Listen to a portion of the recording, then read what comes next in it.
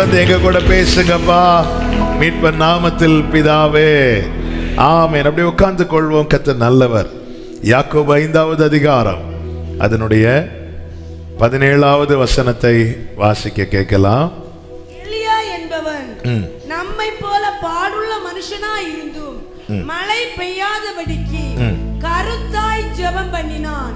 அப்பொழுது 3 வருஷமும் 6 மாதமும் பூமியின் மேல் மழை பெய்யவில்லை. எலியா நம்மை போல பாடுள்ள மனுஷனாய் இருந்தான்.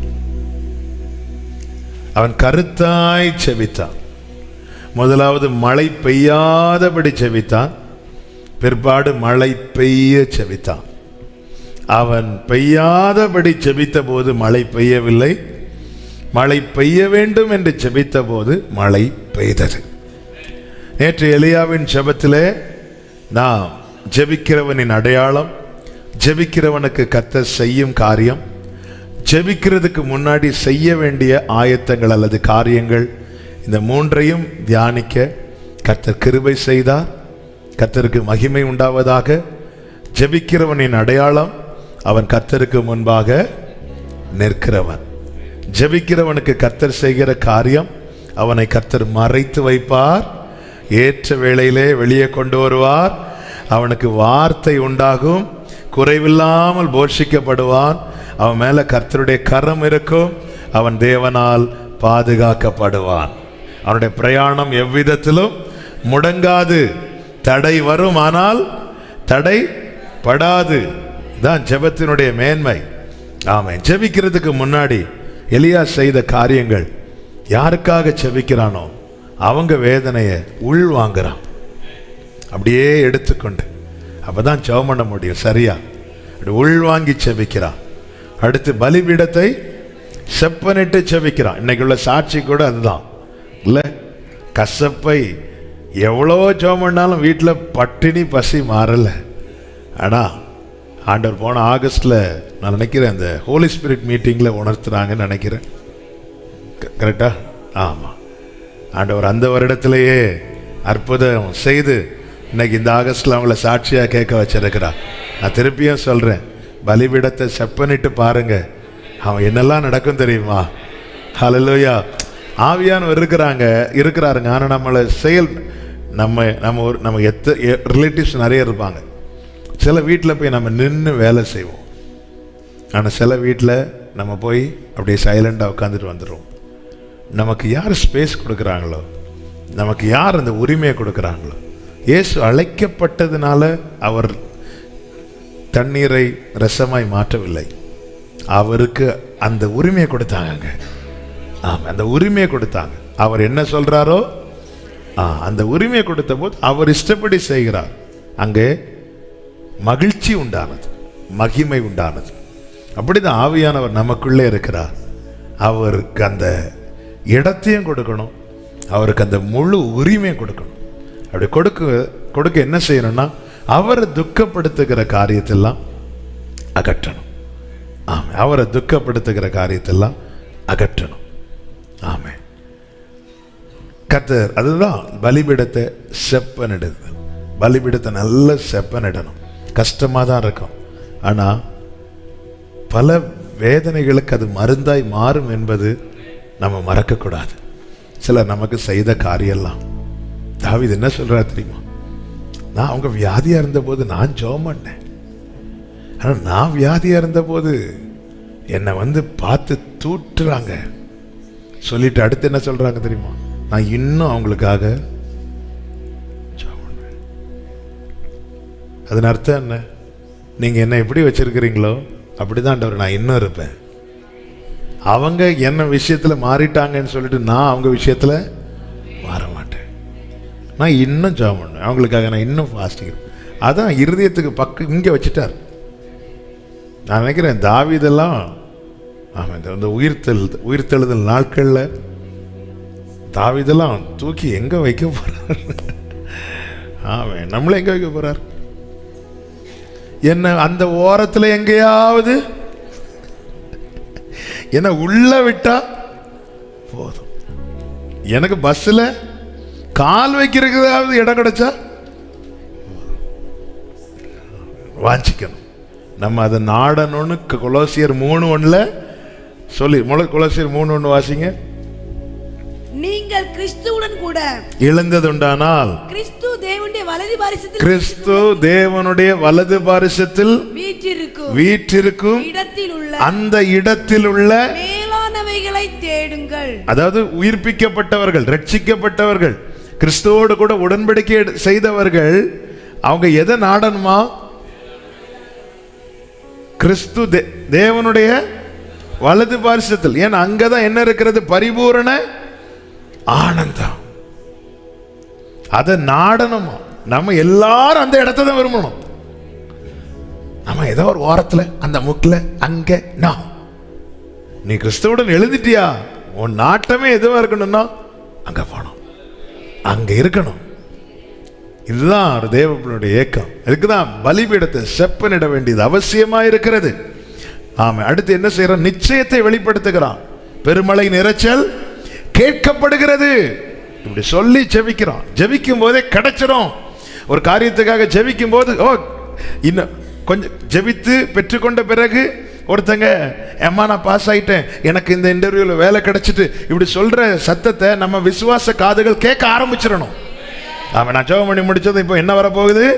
போன் எல்லாமே எப்படி வருமானு கேட்டா கிடையாது, தெரியாது. ஆனா நாம் அப்படிதான் கேட்கணும், நம்ம அப்படிதான் பார்க்கணும். நமக்கு முன்னாடி சமுத்திரம் இருக்குதா, அதுக்குள்ள எனக்கு ஒரு வழி இருக்கிறது, இப்படி பார்க்கணும். காரணம், நம் தேவன் பெரியவர், நம் தேவன் பெரியவர். அவர் சமுத்திரம் ஒதுக்கி வழி காட்டுகிறவர். அப்படிதான் பார்க்கணும். ஒரு மதில் இருக்குதா, நம்ம எப்படி பார்க்கணும்னா, ஐயோ இது எனக்கு தடையா இருக்குதே இல்லை. நேற்று சொன்னேன், மதில் நமக்கு முன்னாடி இருக்குன்னா அதை எப்படி பார்க்கணும்? இந்த ஹைட். அப்போ என்ன, ஆண்டவர் இதை விட ஹைட்டா கொண்டு போக போறாங்க.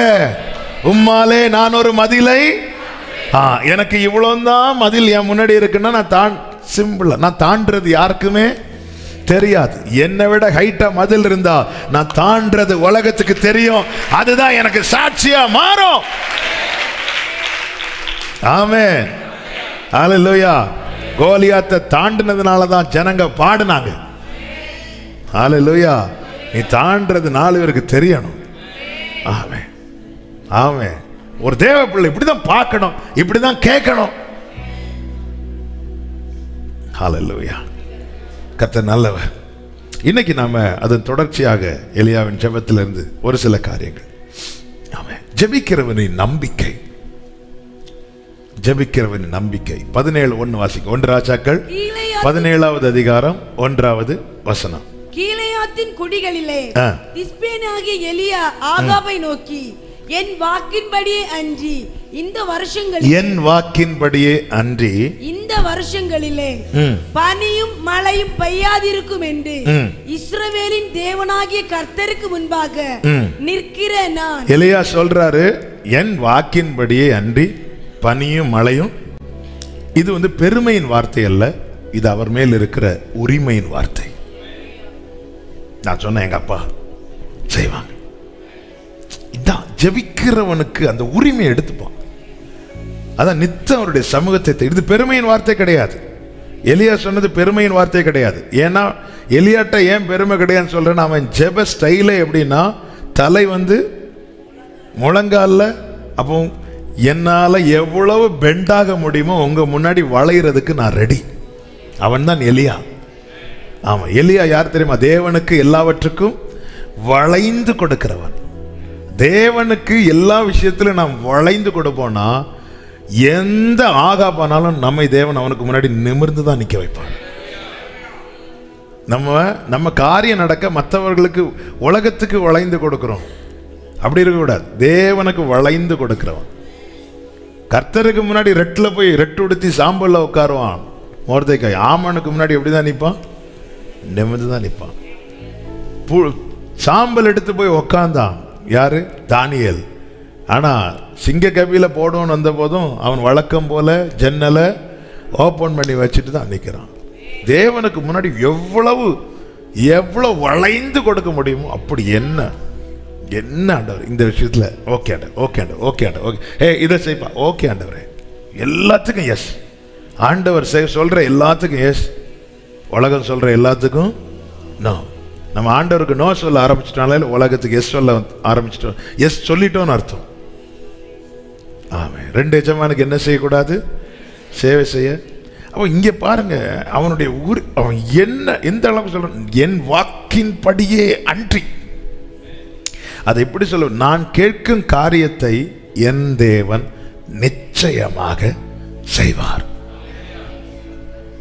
இது பெருமையின் வார்த்தை அல்லது உரிமையின் வார்த்தை. அந்த உரிமை நமக்கு தந்திருக்கிறார்.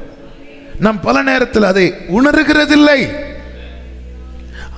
தேசத்தில் பஞ்சம் உண்டான போது எப்படி இளைய குமாரன் தேச குடிகள் ஒருவனிடத்தில் போய் ஒட்டி கொண்டானோ, அப்பா இருக்கிறார், அப்பா வீடு இருக்கிறது, அப்பா வீட்டில் ஆகாரம் இருக்கிறது, ஆனாலும் அவன் வேற எங்கேயாவது வாய்ப்பு கிடைக்குதான் போய் ஒட்டி கொண்டானோ, அதே போலதான் நாம் அநேக காரியங்களை ஒட்டி கொண்டிருக்கிறோம்.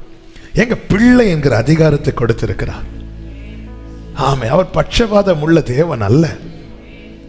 அப்ப அவனுடைய உரிமை இது ஏன் உண்டாகுதுன்னா, இந்த ஒரு தைரியமும் இந்த ஒரு உறுதியும் உண்டாக காரணம் அவன் நித்தம் அவருடைய சமூகத்தில் நிற்கிறவன்.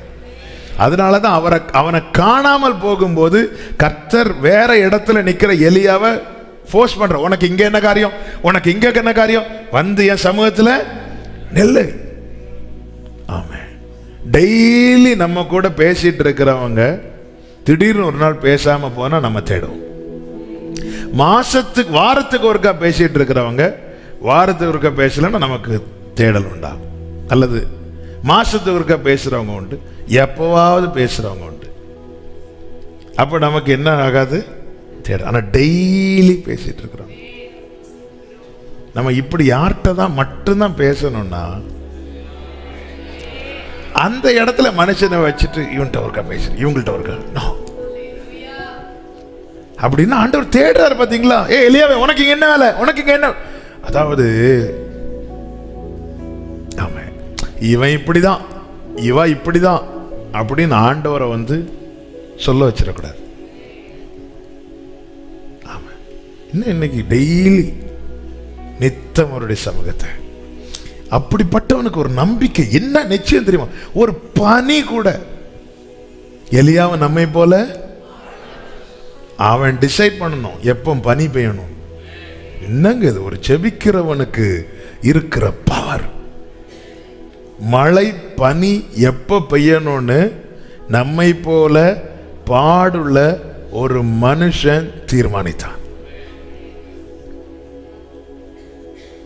நமக்கு தேவன் கொடுத்திருக்கிற உரிமையை பார்க்கணும். அதனாலதான் எலியாவும் நம்மை போல, எல்லாரும் எலியாவின் ஆவி, எலியாவின் ஆவி, எலியாவின் ஆவினாங்க. கடைசியில் ஆண்டவர் யாக்கோபை வச்சு எழுதிட்டாரு, எலியாவும் நம்மை போல. எலியாவும் வாழை பிடிக்காம சூறைச்செடி கீழே போய் படுத்திருந்தார். நம்ம ஒரு நாளாவது வாழை பிடிக்காம இருந்திருப்போம்ல. வாழை பிடிக்காம இல்லை,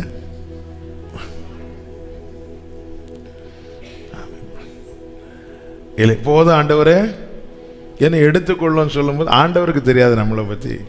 கண்ணை திறந்து பார்த்தா அப்பம் இருக்கு, எடுத்து சாப்பிட்டுட்டு திருப்பியும் எல்லாம் தெரியும் அவருக்கு. ஆமாம், ஒரு நேரம் கொஞ்சம் பசிச்சு ஒன்றும் கிடைக்கலன்னு போதும் ஆண்டவரே எடுத்துக்கொள்ளும். ஆமாம், ஒரு சின்ன விஷயம் நம்மளால தாங்க முடியாது போயிருந்து, சில விஷயம் நம்மளால தாங்க முடியாம ஒட்டஞ்சு அழுதுருப்போம். அதெல்லாம் எப்படிங்க தாண்டி வந்தோம்? திரும்பி பார்த்து அதை நினைச்சா சில விஷயத்தை பயந்து ஃபேஸ் பண்ண எத்தனையோ காரியங்களை பின்னாட்களில் அதை குறித்து பேசும்போது நம்ம எவ்வளவு சிரிச்சு சிரிச்சு பேசிட்டு இருப்போம். அன்னைக்கு என்ன ஆச்சு தெரியுமா சிஸ்டர்? அன்னைக்கு இருந்த மாதிரி சொல்லுங்க சிஸ்டர். அன்னைக்கு சொல்ல வராது, அன்னைக்கு ஒரே அழுகு. அன்னைக்கு இப்படி இருந்துச்சு, அன்னைக்கு இப்படி இருந்துச்சு, இன்னைக்கு அது ஒரே.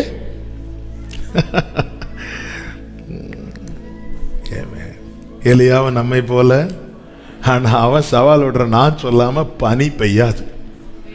அவன் ஜெபிக்கிறவனின் நம்பிக்கை இது. நான் கேட்கும் காரியத்தை அது பூமியிலிருந்து முளைக்கிற விஷயமானாலும் சரி, வானத்திலிருந்து பொழிகிற காரியமானாலும் சரி, என் தேவன் எனக்கு செய்வார்.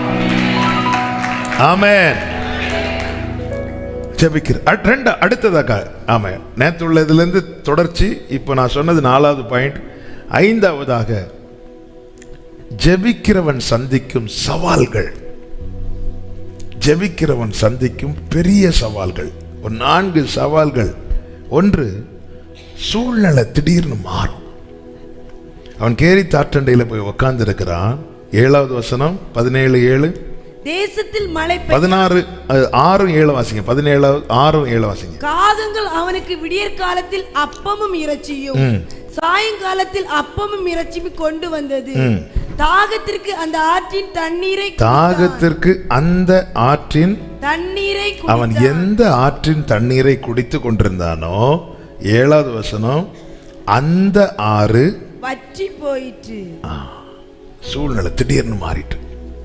அப்ப எதிலிருந்து அவன் ஒரு நன்மையை எடுத்து கொண்டிருக்கிறானோ, அனுபவித்து கொண்டிருக்கிறானோ, அது அப்படியே ஸ்டாப் ஆயிட்டு.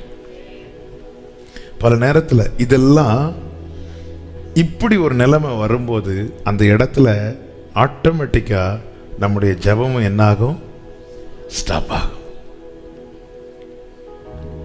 ஜெபிக்கிறவன் சந்திக்கிற சவால்கள். இது நேத்துள்ள பாயிண்ட்ல இல்லை. இன்னைக்கு காலையில் ஆவியானவர் இதை காண்பித்து உணர்த்தினார். அதனால தான் செய்தி நேத்து முடிய ஆண்டவர் விடல. ஆமென். நேத்து எலியாவின் ஜெபம், இன்னைக்கு யாருடைய ஜெபம்? கரெக்டு தான்.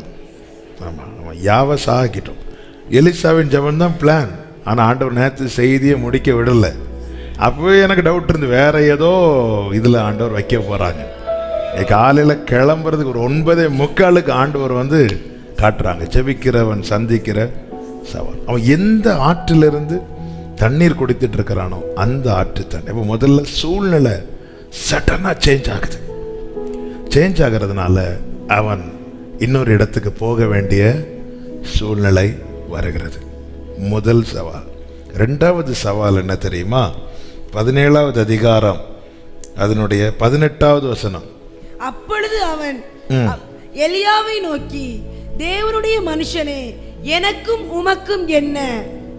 என் அக்கிரமத்தை நினைக்க பண்ணவும் என் குமாரனை சாக பண்ணவுமா என்னிடத்தில் வந்தீர் என்றார். ஆவிக்குரிய கண்ணோட்டத்தோடு இவள் எலியாவினால் நன்மை பெற்றவள். எலியா மட்டும் அந்த இடத்துல போகலைன்னா செத்துருப்பா. ஆனா இந்த நேரத்தில் அதை நினைக்காம எலியாவே குற்றப்படுத்துகிறார். ஜெபிக்கிறவன் சந்திக்கிற 2வது சவால் என்ன தெரியுமா? நம்மிடத்துல இருந்து நன்மை பெற்றவர்களே நம்மை குற்றப்படுத்துவது. நன்மை பெற்றிருப்பாங்க, ஏதோ ஒரு சூழ்நிலையில அந்த அந்த வேதனையை நம்மேல் குற்றப்படுத்தி அதை காண்பிப்பார்கள். 600 பேர் கடன்பட்டவர்கள், முறுமுறுக்கிறவர்கள், இவங்க எல்லாரும் யாரிடத்துல வந்தாங்க தெரியுமா? தாவீதின் இடத்துல. தாவீது அவர்களுக்கு அடைக்கலம் கொடுத்து அவர்களுக்கு தலைவனானா, நான் நடத்துறேன்பா, அவங்களை கவலைப்படாதீங்கன்னு சொல்லி, ஏன்னா ஆட்டு மந்தையை நடத்தி பழக்கப்பட்டவன். அப்படி நடத்திட்டு இருந்த தாவீத அவ்வளோ பிரச்சனைக்கு இவங்க தான் காரணம்னு சொல்லி எல்லாரும் கையில கல் எடுத்தாங்க. செவிக்கிறவன் சந்திக்கிற சவால் என்ன தெரியுமா? நன்மை, நம்மிடத்தில் நன்மை பெற்றவர்களை நம்மளை குற்றப்படுத்துறது.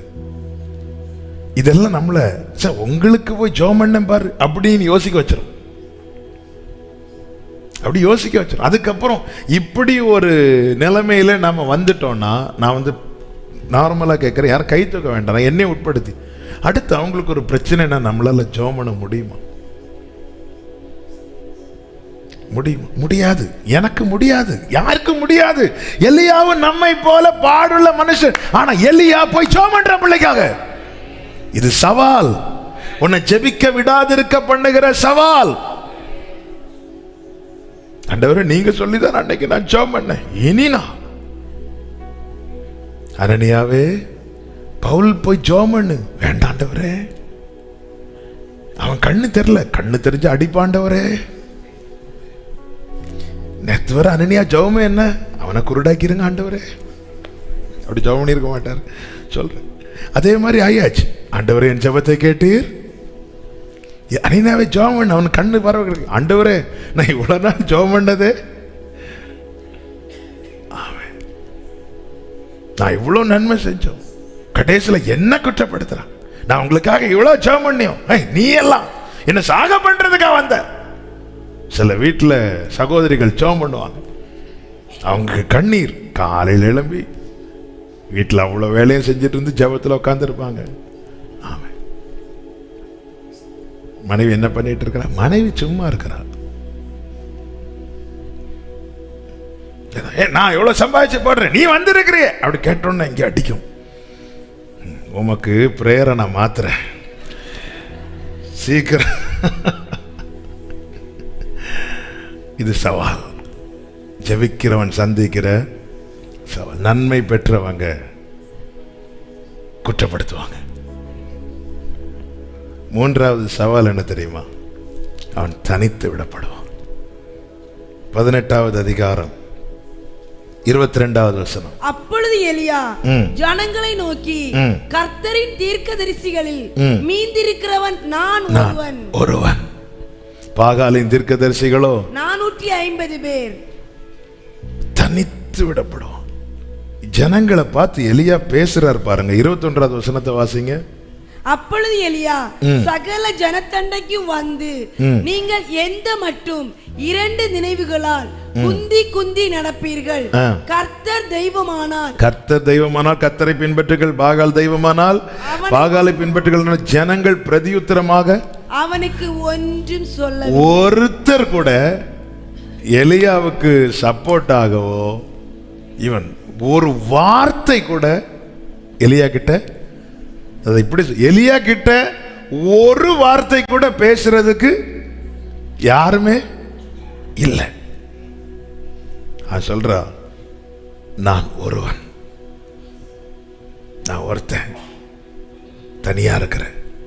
ஜெபிக்கிறவன் சந்திக்கிற அடுத்த சவால் என்ன தெரியுமா? தனித்து விடப்படுவான். ஒரே வீட்டில் மீதி எல்லாரும் ஜாலியா பேசிட்டு இருப்பாங்க, இவங்க மட்டும் தனியா இருப்பாங்க. இவங்க பேசலான்னு வந்து அவங்க எல்லாரும் எழும்பி போயிடுவாங்க. இவங்கிட்ட ஒரு வார்த்தை கூட பேச மாட்டாங்க. சொந்தக்காரங்க எல்லாம் கூடும்போது எல்லாரையும் கூப்பிட்டு வச்சு சந்தோஷமா இருப்பாங்க. இவங்களை இன்வைட் பண்ணியிருக்க மாட்டாங்க. யாராவது தெரியாம கூட்டிட்டு போனா கூட அவங்க எல்லாம் வேற வேற வேலையை பார்த்துட்டு போயிடுவாங்க. பல நேரத்தில் இப்படிப்பட்ட எண்ணங்கள், இப்படிப்பட்ட சூழ்நிலைகள் நம்முடைய ஜெபம் என்கிற தீபத்தை அணைப்பதற்கான பிசாசின் தந்திரம் என்பதை இந்த நாளில் பரிசுத்த ஆவியானவர் ஜெபிக்கிறவர்களோடு பேசிக்கொண்டிருக்கிறார். எலியாவு நம்மை போல தனித்து விடப்பட்டான். அவங்கிட்ட இருந்து நன்மை பெற்றவங்களே குற்றப்படுத்திட்டாங்க. கொல்லுறதுக்குன்னு வந்துட்டியா? இல்லை, அதான வார்த்தை. எங்க சாக பண்ணுமா? நம்ம ஒரு லாங்குவேஜில் என்ன சொல்லுவாங்க? வந்துட்டேன், என்ன சாகடிக்கிறதுக்குன்னே வந்துட்டேன். உடனே ஜபமே அதுக்காக தான் இருக்கும். எலியா போய் நல்ல, இது வந்து தேவ பிள்ளைங்க நல்ல மனசுல, ஏன் என்னால ஜெபிக்க முடியலன்னு இதுல ஒரு காரணமா தான் இருக்கும். ஒழுங்கா அந்த ஆத்துல தண்ணி குடிச்சிட்டு இருந்தேன், திடீர்னு அந்த ஆத்து ஒழுங்கா ஒரு வேலை பார்த்துட்டு இருந்தேன், இன்னொரு வேலை கிடைக்கும்னு ஜெபம் பண்ணிட்டு இருந்தேன், இருந்த வேலையும் போங்க ஆண்டவரே சொன்னாங்க. ஜெபம் பண்ணா வேலை பெருசா கிடைக்கும்னு, வேலை பெருசா கிடைக்குன்னு பார்த்தா இருந்த வேலையும் பொசுக்குன்னு. இதுக்கு நான் ஜெபம் பண்ணாமலே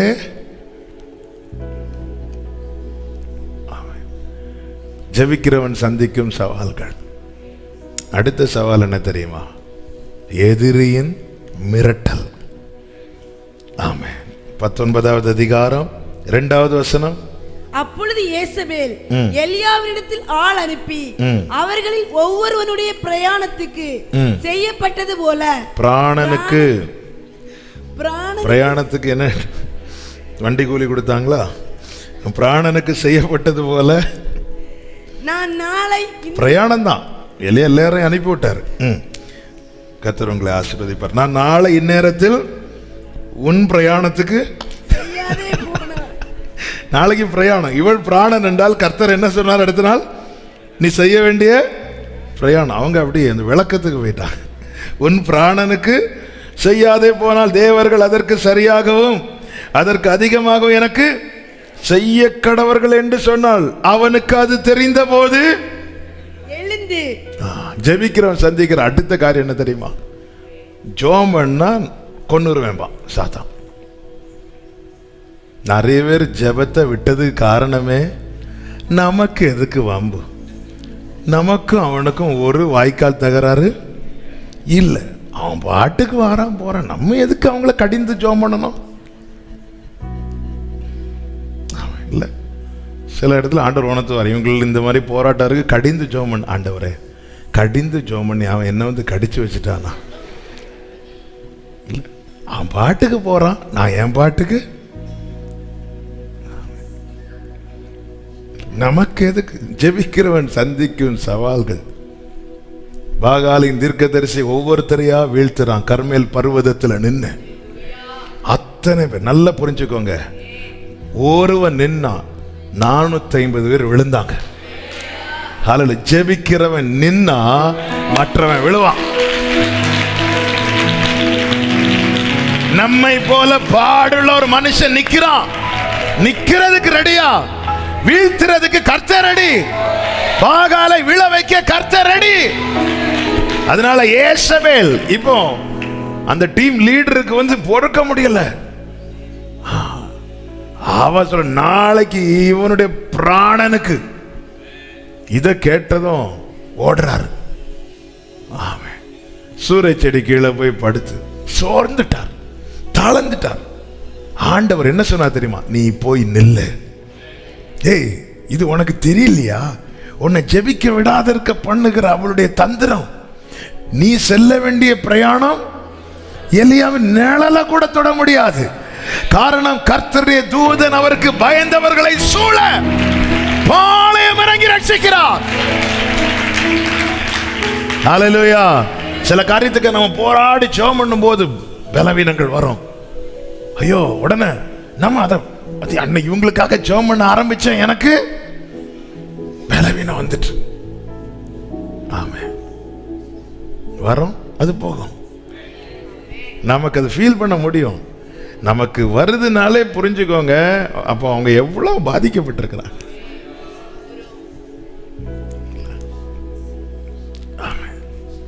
ஒரு குறிப்பிட்ட ஊருக்கு நெகேமியா டீமோடு இந்த ஃப்ளட் எல்லாம் வந்தப்போ சேரிட்டி ஒர்க் பண்ணுறதுக்காக போயிருந்தோம்.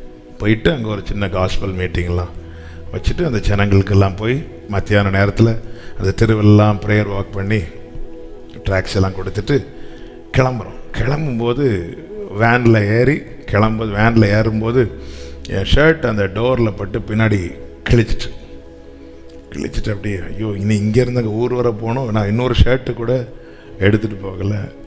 அப்படியே போய் அதில் உட்காந்துருந்தேன். என்னாண்ட கடைசியில் எப்படி ஆகிட்டேன். ஆண்டவர் சொன்னாங்க, நீ அப்படி சொல்லாத, அவனை பார்த்து சொல்லு, போயும் கடைசியில் என் சட்டையை தானே உன்னால் கஷ்டப்பட்டு கடைசியில் சட்டையை இந்த சின்ன பிள்ளைகள் பென்சில் வச்சு அப்படி சொல்லிட்டு சந்தோஷமாக பாடிட்டு வா அப்படின்னா, அவ்வளோதான். ஆமாம், வாழ்க்கை திரும்பி பாருங்க. ஆமாம்.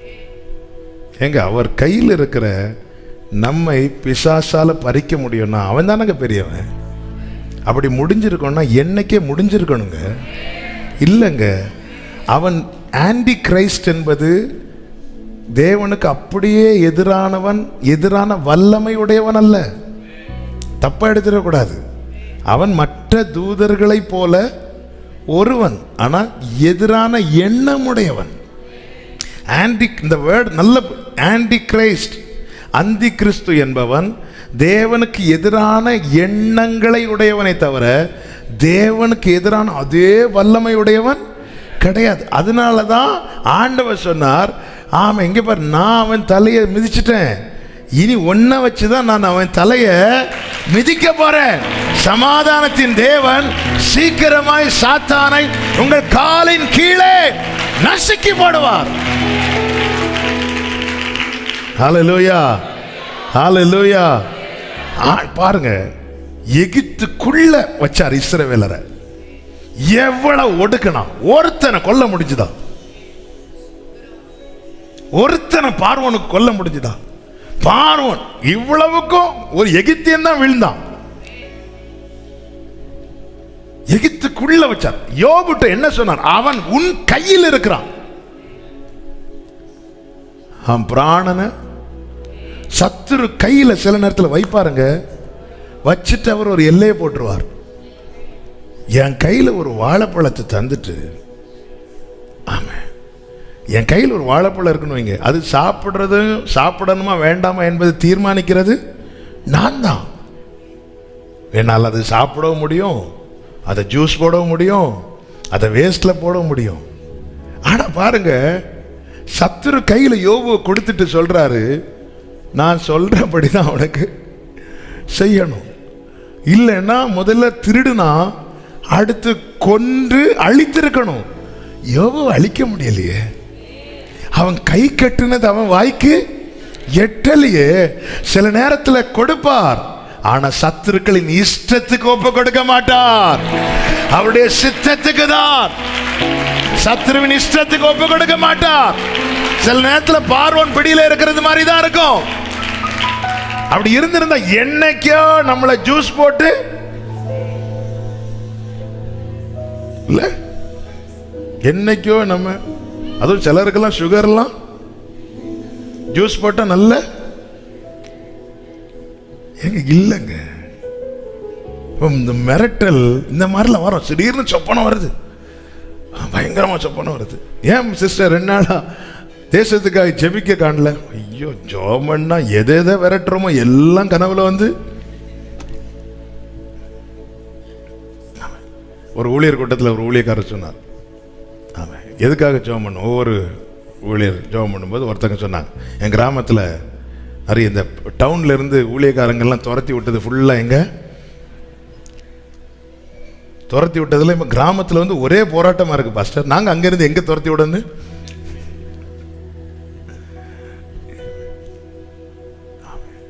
ஜெபிக்கிறவனுடைய சந்திக்கிற சவால்கள், இப்படிப்பட்ட பிசாசினால போராட்டம், மனிதர்களால போராட்டம், கூட இருக்கிறவர்களால போராட்டம், சூழ்நிலையினால போராட்டம். இது வரும்போது புரிஞ்சுக்கோங்க, நம்ம ஜெபம் ஏதோ செய்யுது, நம்ம ஜெபம் ஏதோ செய்யுது. அதனாலதான் ஜெபிக்க விடாது இருக்க சத்துரு செயல்பட்டு கொண்டிருக்கிறான். இதை தாண்டி நீங்க ஜெபம் பண்ணுங்க. எலியா நம்மை போல பாடுள்ள மனுஷனாயிருந்தான். நல்ல ஜெபம் பண்ணுங்க.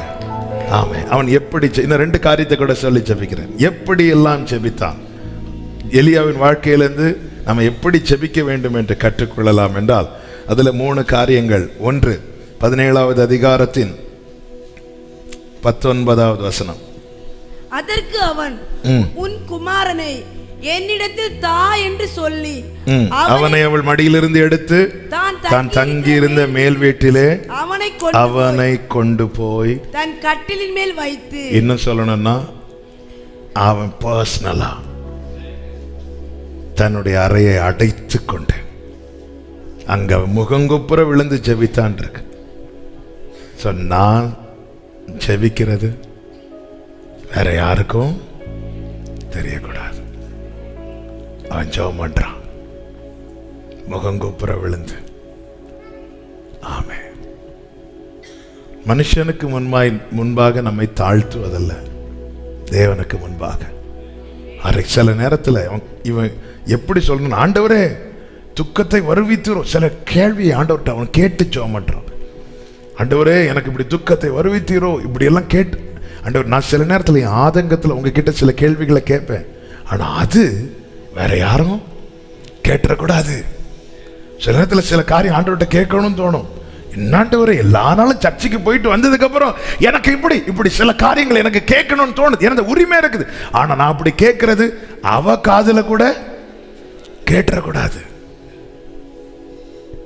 அவன் போய் அரைக்கதவை அடைத்து இந்த இருதயத்தின் குமுறல்களை நம் மனிதர் காண கொட்டுவதை தவிர்ப்பது நல்லது. ஏலி கேட்டப்ப கூட சொல்லல அன்னாள், நான் இதனாலதான் அழுதேன், நான் இருதயத்தை ஊற்றினேன், அவ்வளவுதான். ஊற்றிட்டா. ஊற்றினதுக்கு அப்புறம் அன்னாள்கிட்ட சொல்றதுக்கு ஒண்ணுமே இல்லை. அரை கதவை அடைச்சிட்டு நல்லா அழணும்னு கடந்த நாள்ல. ஆமாம், ஒரு சகோதரன் ஒரு பாடலை கேட்டுட்டு அப்படியே போயிட்டு இருக்கும்போது,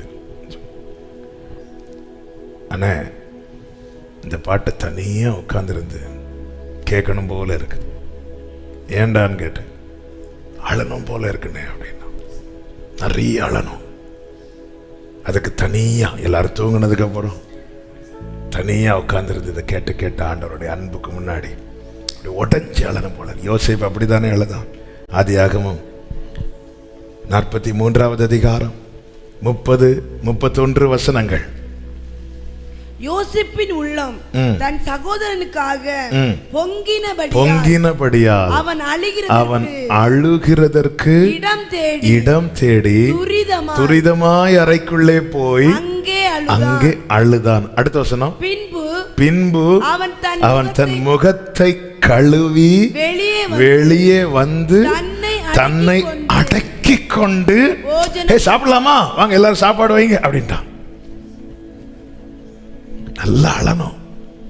உள்ள போய் குமரி அழுதுட்டு வெளியே வரும்போது முகத்தை கழுவி, இன்னும் அழுக வந்துட்டு தான் இருக்கு, ஆனா அடக்கிட்டு வெளியே வந்து எல்லாரும் சாப்பாடு வைங்க.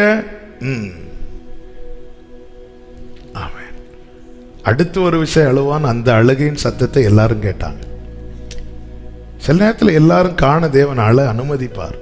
ஆனா சில காரியங்கள் பர்சனலா நம்மை நோக்கி வருகிற கேள்விகள் இருக்குல்ல, அதற்காக நாம் வடிக்கிற கண்ணீர் அவருக்கு மட்டும்தான் தெரியணும். எலியாவுக்கு முன்னாடி இப்படி ஒரு கேள்வி வந்துட்டு, என்ன சாக பண்றதுக்காக வந்தேன் அழந்தான்.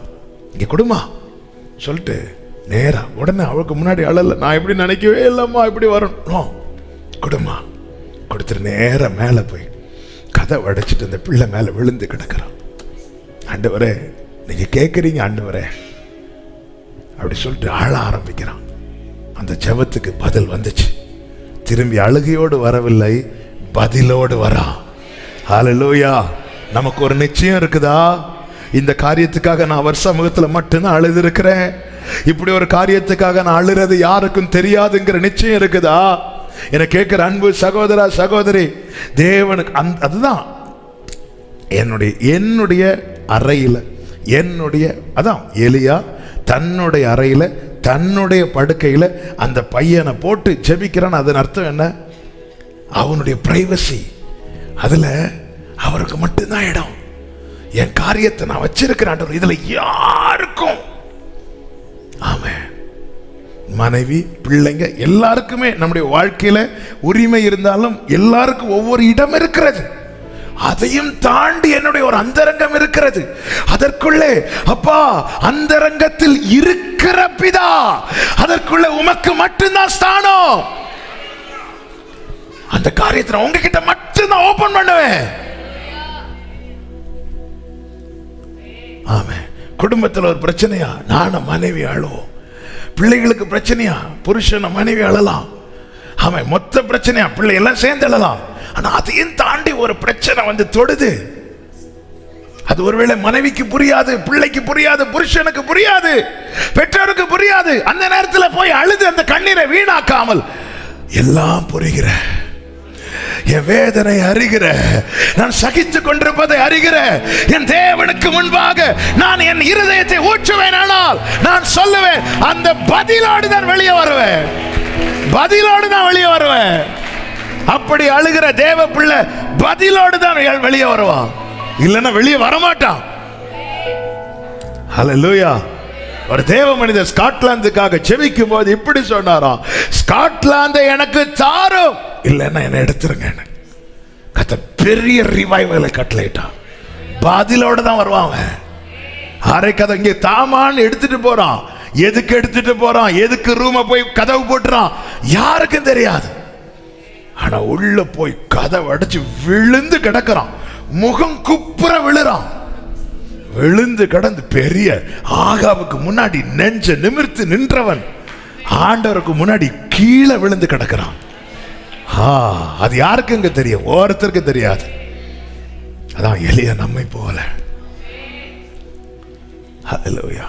நமக்கு முன்னாடி ஒருத்தங்க கொஸ்டின் பண்ணிட்டாங்கனாலே அவங்களால நம்மை புரிந்து கொள்ள முடியாது. அவங்க புரியணும்னா பதில் வரணும். ஆமென். அப்போ பர்சனலா யோசேப்பை பார்த்தீங்களா? குழியில கிடந்து அழுதான். அந்த கண்ணீரை யாராவது புரிஞ்சுக்கிட்டாங்களா? இல்லை. அதனால தான் சகோதரர்கள் இருக்காங்கன்னு தெரிஞ்சும் இனியும் நான் என் சகோதரர்களுக்கு முன்னாடி அழமாட்டேன்னு சொல்லிட்டு தனியாக கதவு போட்டிட்டு போயிருந்து குழியிலேருந்து கத்துனானே, அண்ணா அண்ணா வலிக்குதுண்ணா, பயமாக இருக்குண்ணா, அப்பா தேடுவாங்கண்ணா, எனக்கு அப்பாவை பார்க்கணுன்னு ஆசையாக இருக்குண்ணா, அண்ணா எனக்கு வேற ஒரு ஆசீர்வாதம் நன்மை வேண்டாம்ண்ணா, என்னை அப்படியே விட்டுருங்கண்ணா.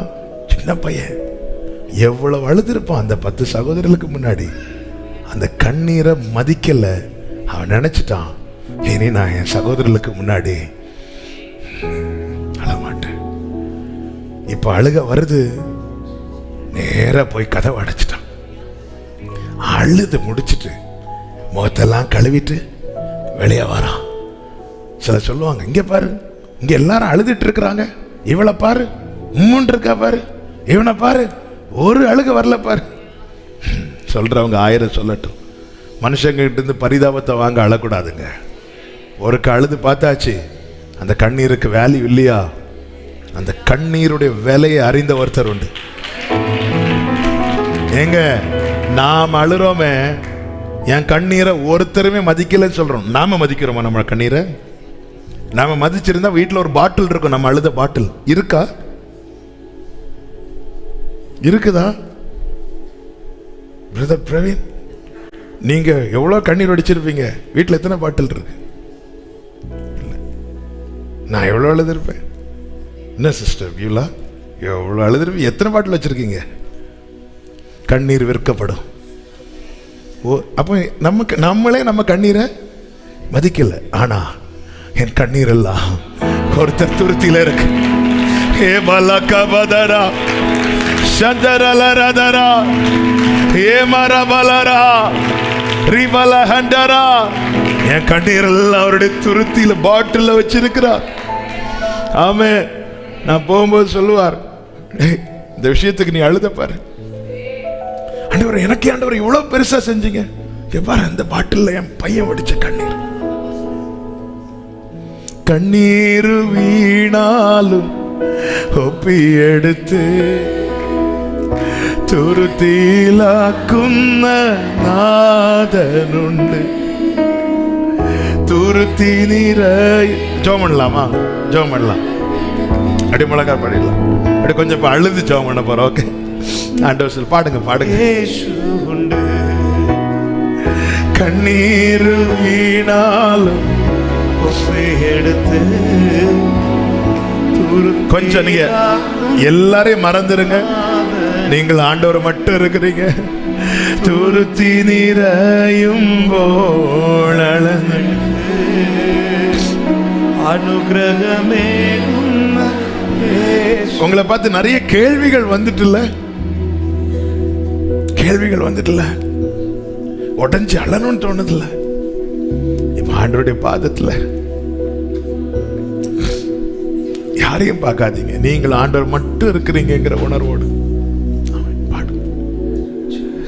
ஆரெல்லாம் என்னை அகற்றி நிறுத்தியார், ஆரெல்லாம் என்னை அகற்றி நிறுத்தியார், நெஞ்சோடு சேர்க்கும் இயேசு என்னோடு சேர்க்கும் இயேசு.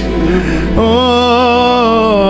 கண்ணீர் வீணால் ஒப்பி எடுத்து துருத்திலாக்குന്ന நாதன். துருத்தி நிறையும்போ ஜெபம் பண்ணுங்க, ஜெபம் பண்ணுங்க. நீங்க பேசுங்க, நீங்க ஆண்டவர்கிட்ட பேசிட்டே இருங்க. நீங்க பாடணும் கூட இல்ல, நீங்க ஆண்டவர்கிட்ட இப்ப பேச ஆரம்பிச்சிருங்க. யோசேப்பை மாதிரி சகோதரர்களுக்கு முன்னாடி நிறைய அழுதாச்சு, எவ்வளவு கதறி இருப்போம். ஹalleluya. என் கண்ணீரை யாருமே மதிக்கலைன்னு சொல்றோம், நாமளே மதிக்கலையே. ஆனா அவர் வச்சிருக்கிறார், கணக்குல வச்சிருக்கிறார். உடையணும்னு தோணுதா, அப்பா சமத்துல உடைச்சிருங்க. ஆமென். எலியா மேல் வீட்டிலிருந்து திரும்ப இறங்கும் போது பதிலோடு இறங்கணும். எதுக்காக அழுதானோ, ஆண்டவரே உலகத்துக்கு என் கண்ணீர் தெரிய வேண்டாம்பா, இந்த கண்ணீருக்கு நீங்க செய்கிற பதில் தெரியட்டும்பா. உலகத்துக்கு என் கண்ணீர் தெரிய வேண்டாம், நான் முகங்குப்புற விழுந்து கிடக்கிறது தெரிய வேண்டாம், நான் அறையில உருளுறது தெரிய வேண்டாம், நான் கதறது தெரிய வேண்டாம். ஆண்டவர் அது உங்களுக்கு தெரியும்பா. ஆனா ஒரு நாள் நான் என்னுடைய ஜெப அறையில் இருந்து உங்க பாதத்திலிருந்து நான் வரும்போது பதிலோடு வர போறேன். பேசுங்க, நீங்க ஆண்டோட பேசிட்டே இருங்க, கண்ணே திறக்காதீங்க. ஆமென். யாரையும் பார்க்காதீங்க. ஆன்லைன்ல பார்க்கிற சகோதரா சகோதரி, இந்த நேரத்தில் அப்படி கதறுங்க. நீங்க எங்க இருக்கிறீங்களோ அங்க இருந்து ஆண்டவரை பாருங்க. கர்த்தர் ஜெபிக்க வைக்கிறார். வேதம் சொல்லுகிறது, கர்த்தர் எலியாவின் சத்தத்தை கேட்டார். முகங்குப்புற விழுந்து கிடந்தவருடைய சத்தத்தை கேட்டார். கதறுகிறவருடைய சத்தத்தை கேட்டார். உன் சத்தத்தை கேட்பாராக, உன் சத்தத்தை கேட்பாராக. என் தேவன் நல்லவர். நம்மை போல பாடுள்ள மனுஷன் எலியாவின் சத்தத்தை கேட்டவர், நம்முடைய சத்தத்தையும் கேட்பாராக. கர்த்தர் கேட்பார்மா. கர்த்தர் சத்தத்தை கேட்கிறார், அழுகையின் சத்தத்தை கேட்கிறார், விண்ணப்பங்களின் சத்தத்தை கேட்கிறார், பெருமூச்சின் சத்தத்தை கேட்கிறார், கூக்குரலின் சத்தத்தை கேட்கிறார், கதறுதலின் சத்தத்தை கேட்கிறார், வேதனையின் சத்தத்தை கேட்கிறார். தேவன்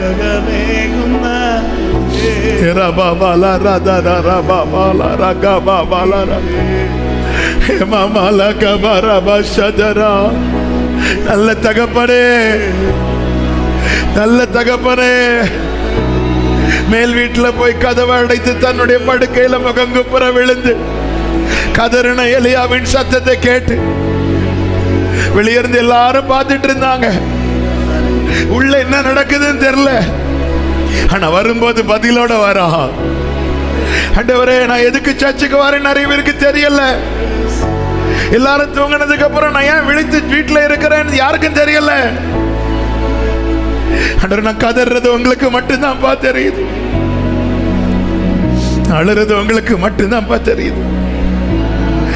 எலியாவின் சத்தத்தை கேட்டவரே, ஹல்லேலூயா.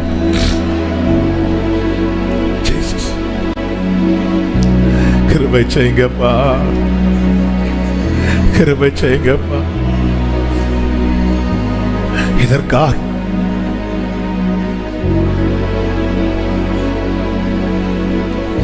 கர்த்தரை நோக்கி கூப்பிட்டானா, கர்த்தரை நோக்கி விண்ணப்பம் பண்ணினானா, அப்பான்னு கூப்பிட்டான். எவ்வளவு கேள்விப்பா வருது எனக்கு விரோதமா. ஆண்டவர், நான் உங்களுக்கு நன்மை எல்லாம் செஞ்சேன், நான் கடைசியில என்ன பார்த்து கேட்டுட்டாங்க, என்ன சாகடிக்கவா வந்தேன், என்ன சாகடிக்கவா வந்தேன். ஆண்டவரே, நான் கேரி தாட்டண்டையில சும்மா இருந்துட்டு இருந்தேனே. ஆண்டவரே, இவங்க சாக கூடாதுன்னு அங்க இருந்து என்ன இங்கே கொண்டு வந்தீங்க. எவ்வளவு நன்மை செஞ்சேன். அந்த குடும்பமே இந்த பஞ்ச காலத்துல சாப்பிடுற அளவுக்கு நான் நன்மை செஞ்சேன். அப்படி இருந்த ஒரு சம்பவம் மாறி நடந்ததும் அந்த பழியை என் மேல போட்டுட்டாங்களே. ஆண்டவரே, அந்த பழியை அப்படியே ஈஸியா சொல்லிட்டாங்களே என்று கர்த்தரை நோக்கி கூப்பிட்டானா. கூப்பிட்டு கேட்கிறாப்பா, இந்த பிள்ளைக்கு உயிர் திரும்ப வரட்டும்பா, இந்த காரியத்தில் ஒரு மாற்றம் உண்டாகட்டும்பா. ஆமே, அன்பு சகோதரா சகோதரி, கர்த்தர் இந்த வார்த்தையை சொல்ல வைக்கிறார். உன்மேல் போடுகிற பழியை நீ ஜெபமா மாற்று. உன்மேல் போடுகிற பழியை, எலியா தன்மேல் போடப்பட்ட பழியை ஜெபமாய் மாற்றினான். அவன் விண்ணப்பம் பண்ணினான் என்று சொல்லப்பட்டிருக்கிறது. அந்த ஜெபத்துக்கு பதில் கிடைத்தது. இந்த நாளிலே ஆமென், கர்த்தருடைய ஆவியானவர் இந்த வார்த்தையை திட்டம் தெளிவாய் இருதயத்தில் தந்து பேச வைக்கிறார். உன்மேல் போடப்பட்ட பழியை நீ ஜெபமாய் மாற்று. உன்மேல் போடப்பட்ட பழியை நீ ஜெபமாய் மாற்று. இயேசுவின் நாமத்தில் சொல்லுகிறேன், இந்த ஜெபத்துக்கு பதில் உண்டு. Sharababa la radara bakarabala serela rakada rabala radana raba Santa Rika bala radana ra evala kadara bala raha riba baba sandara la radara. உன்னால தான் நஷ்டம்னு பழி போடுறாங்களா? இந்த ஜெபமா மாற்று. உன்னால அந்த லாபம் கிடைக்கும். உன்னால தான் அந்த இழப்புன்னு பழி போடுறாங்களா? அதை ஜெபமாய் மாற்று. உன்னுடைய ஜெபத்தினால் அது திரும்ப கிடைக்கும். ஆமென். ஷேரே மாமலா கபடரா பதனரா ஹே மாமலரா. என்னென்ன காரியங்கள்ல நீங்க பழி போடப்பட்டிருக்கிறீங்க, ஒரு 5 நிமிடம் கூட அதை இப்ப அப்படியே ஜெபமா மாற்றுங்க. எல்லாரும் தாவீது மேல பழி போட்டாங்கல்ல, உன்னாலதான் போச்சுன்னு. தாவீது அதை ஜெபமா மாற்றினாரு. தாவீது அதை பிடித்து கொண்டான் என்று சொல்லப்பட்டிருக்கிறது. ஆமென், ஆமென். எல்லாரும் இப்ப ஜெபம் பண்ணுங்க. மோசேக்கு மேல பழி போட்டாங்கல்ல, நீ வந்ததுனால தான் எங்களுக்கு கிடைக்கிற வைக்கோல் கூட கிடைக்காம போயிட்டேன்னு. அவன் ஆனா மோசே கர்த்தருடைய சமூகத்தில் போய் நின்னா பார்த்தீங்களா? அவன் உங்க மேல போடப்பட்ட பழிகளை இப்ப ஜெபமா மாற்றுங்க. தேங்க்யூப்பா, தேங்க்யூப்பா, தேங்க்யூப்பா.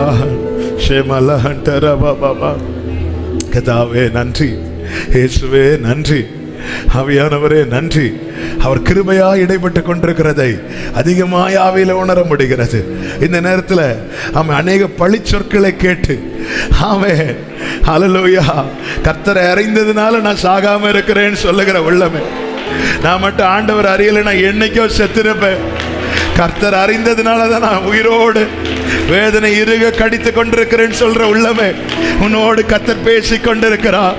உன்னோடு கர்த்தர் பேசி கொண்டிருக்கிறார். உன் மேல போடப்பட்ட பழி சொற்களை நீ இப்பொழுது ஜெபமாய் மாற்று. எலியாவின் சத்தத்தை கேட்டவர், ஆமென், எலியாவின் சத்தத்தை கேட்டார் என்று சொல்லப்பட்டிருக்கிறது. ஆமென். அவன் சரியா கூட அந்த இடத்துல ஜெபம் பண்ணி இருக்க மாட்டார். அவர் வேதனை எல்லாம் கொட்டுறார், அந்த சத்தத்தை கேட்கிறார். உன் சத்தத்தை கேட்கிறார், உன் சத்தத்தை கேட்கிறார். நீ ஜெப அறையிலிருந்து பதிலோடு தான். ஹல்லேலூயா. நன்றி அப்பா, நன்றி தகப்பனே, கிருபைகளுக்காக நன்றி. எங்களோடு இடைப்பட்டு கொண்டிருக்கிற தயவுக்காக நன்றி. ஆமென். ஹல்லேலூயா. கர்த்தர் நல்லவர். 2 கரங்களை வானத்துக்கு நேராக உயர்த்தி சொல்லுங்க, உங்களை மட்டும் நம்பி இருக்கிறேன்னு சொல்லுங்க. இந்த வார்த்தை உங்களுக்கு எப்படியெல்லாம் சொல்ல தோணுதோ சொல்லுங்க. இந்த வார்த்தை உங்களுக்கு ஆண்டவர்கிட்ட எப்படியெல்லாம் சொல்ல தோணுதோ சொல்லுங்க. உங்களை மட்டும்தான், உங்களை மட்டும்தான், உங்களை மட்டும்தான் நம்பி இருக்கிறேன். மலைகளும் விலகும், நீங்க விலக மாட்டீங்கிற நம்பிக்கையில தான். உங்களை நம்பிதான்ப்பா இந்த சமுத்திரத்துல இறங்குறேன். பேதுரு கடல்ல இறங்குனது, இயேசு இருக்கிறார், என்னை பாதியில மூழ்க விட மாட்டா. உங்களை நம்பிதான் ஆண்டவரே நான் சேனைக்குள் பாயிறேன். உங்களை நம்பிதான்ப்பா நான் மதுல தாண்டுறேன். ஆண்டவரே நம்பி இருக்கிறேன், உங்களை நம்பி இருக்கிறேன்ப்பா, நம்பி இருக்கிறேன்ப்பா. அதனால உங்கள்கிட்ட நிறைய அழணும்னு தோணுதுப்பா, அழுறேன்ப்பா. உங்ககிட்ட நிறைய பேசணும்னு தோணுதுப்பா, பேசுறேன்ப்பா. உங்க பாதத்துல விழுந்து கிடக்கணும்னு தோணுதுப்பா, அதான் ஓடி ஓடி வரேன்ப்பா. சொல்லுங்க, உங்களுக்கு என்னெல்லாம் வார்த்தைகள் இப்போ ஆண்டவர்கிட்ட. தேற்றரவாளன் தேற்றிக் கொண்டிருக்கிறார். எலியாவின் சத்தத்தை கேட்டவர் அவங்க சத்தத்தை கேட்கிறார். இந்த வலிய என் மனைவிட்ட கூட சொல்ல முடியாது, என் புருஷன்ட்ட கூட சொல்ல முடியாது. சகோதரர்கள்ட்ட சொன்னேன், புரியலையே. யோசேப்பு எவ்வளவு கதர்னா அந்த குழியில இருந்து, அது அதுக்கப்புறம் அவன் நினைச்சிட்டான், இனி நான் அழணும்னா என் வேதனை யாருக்கு புரியும், அவர்கிட்ட மட்டும்தான். உங்களை நம்பி இருக்கிறப்ப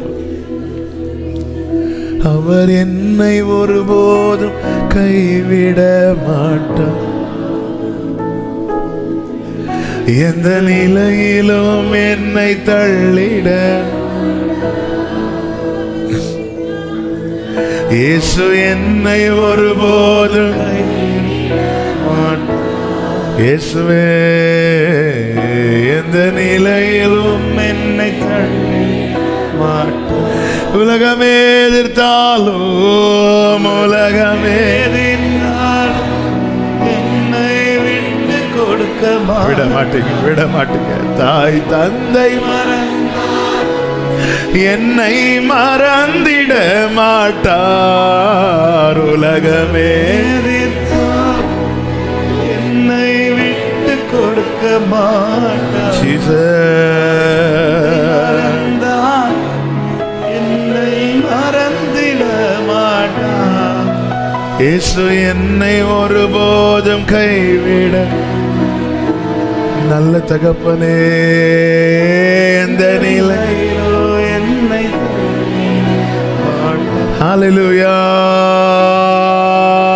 அவர் என்னை ஒருபோதும் கைவிட மாட்டார். எந்த நிலையிலோ என்னை தள்ளிட மாட்டார். கண்டு உன்னை அழைத்தவர் கரமதை பாரவர் கைவிடாதிருப்பார். கண்டுன்னை அழைத்தவர் கரமதை பாரவர் கைவிடாதிருப்பார்.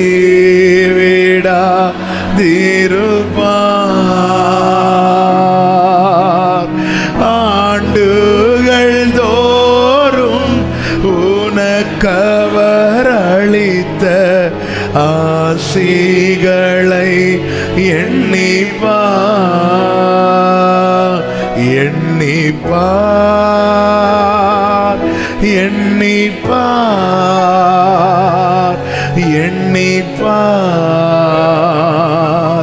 நீ என்றும் அதை எண்ணிப்பார்.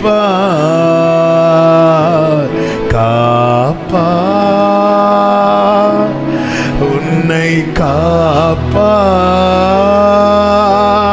காத்தவர் காப்பார். இன்னும் இனிமேல் காத்திடுவார். கலங்காதே மனமே,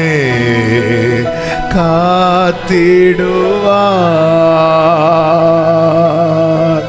வீழ்ச்சியில் விழித்துன்னை மீட்டவரும் இகழ்ந்து விடாது சேர்ப்பவரும். வீழ்ச்சியில் விழித்துன்னை மீட்டவர் உறங்காமல் காத்து கொண்டிருக்கிறார். ஓ சிற்சில வேளையில் சிற்சையினால், சிற்சில வேளையில் சிற்சையினால் உன்னை கிட்டி இழுப்பவரோ. சிற்சில வேளையில்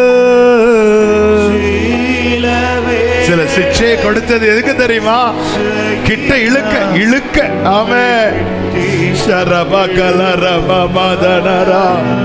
ஆமென். ஜெயமும் சபையே கனமும் சுகமும் உனக்கு என்றோ மளிப்பவரே. ஜெயமோ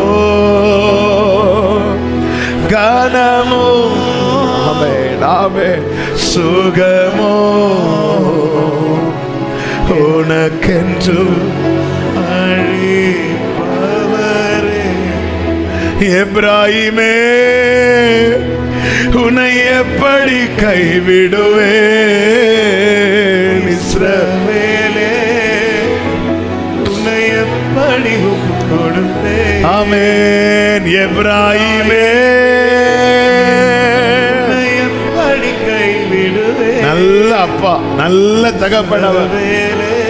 ஹalleluya, ஹalleluya. எப்படி ஷரபகா மாமதனரா எப்ராயிமே.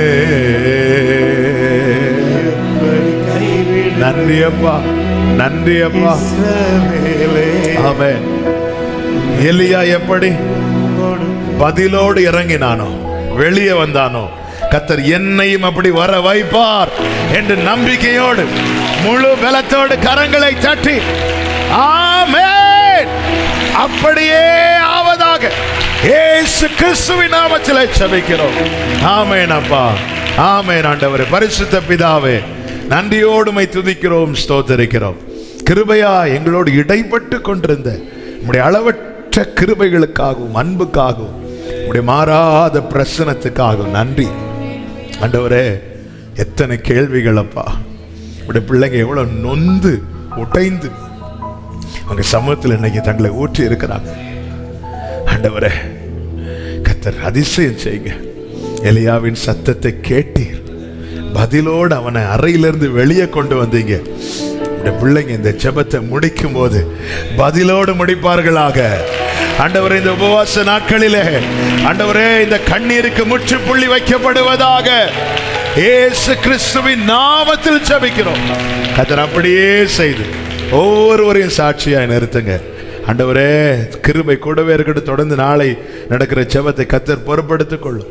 எல்லா மகிமை கனமும் ஒருவருக்கே செலுத்துகிறோம், இரட்சகர் இயேசு கிறிஸ்துவின் நாமத்தில் பிதாவே, ஆமென். சேர்ந்து சொல்லும், என் ஆத்துமாவே கர்த்தரை ஸ்தோத்திரி, முழு உள்ளமே அவருடைய பரிசுத்த நாமத்தை ஸ்தோத்திரி. என் ஆத்துமாவே கர்த்தரை ஸ்தோத்திரி, கர்த்தர் செய்த சகல உபகாரங்களை மறவாதே. ஆமென். ஹல்லேலூயா. God bless you. கர்த்தர் உங்களை ஆசீர்வதிப்பாராக.